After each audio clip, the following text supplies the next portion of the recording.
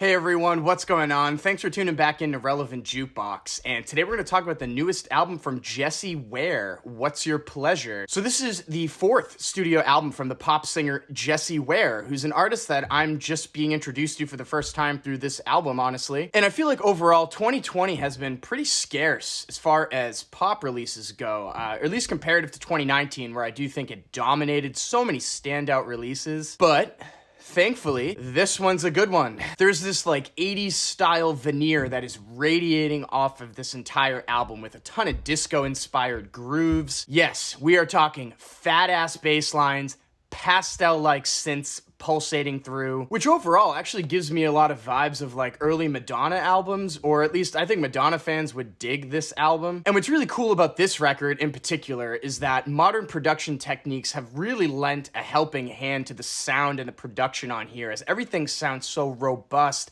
and thick and steamy. I mean, this is a sensual sounding release in my opinion. And there's this like dejected mood that runs throughout a lot of these tracks as well that does give me a lot of chromatics vibes, or at least on some of the more somber cuts like The Kill or In Your Eyes, or even the title track, What's Your Pleasure? Now, the way that this record kicks off though with the track Spotlight, in my opinion, is just not really one of the stronger ones. I think the track just drags on way too long actually, and comes off kind of flat sounding in comparative to the rest of the album, with not really much about it that sticks out overall. But moving past the first track, there are some huge highlights on this release. I just cannot get enough of the infectious grooves that come off of tracks like Soul Control, Ooh La La, and Read My Lips, with Read My Lips possibly having the catchiest hook on the whole project. And then this album dips into slightly more subdued territory right in the middle with a 3-track run of Savior, Kiss, Adore You, and In Your Eyes. And it was these cuts that really sunk in a little bit deeper with me over repeat listens. I feel like my mind instinctually wanted to dismiss these cuts when I first heard the record because they're sandwiched in between some really upbeat bangers. But in the end, I mean, it was Jessie's extremely passionate and emotional vocal performances on these cuts that really edged them out for me and sunk in a little more. I mean, with Adore You being my favorite of the bunch, maybe my favorite on the record. And as you drift towards the end of the record, the hits keep on coming, like tracks like Mirage, Don't Stop, which has a groove on it that,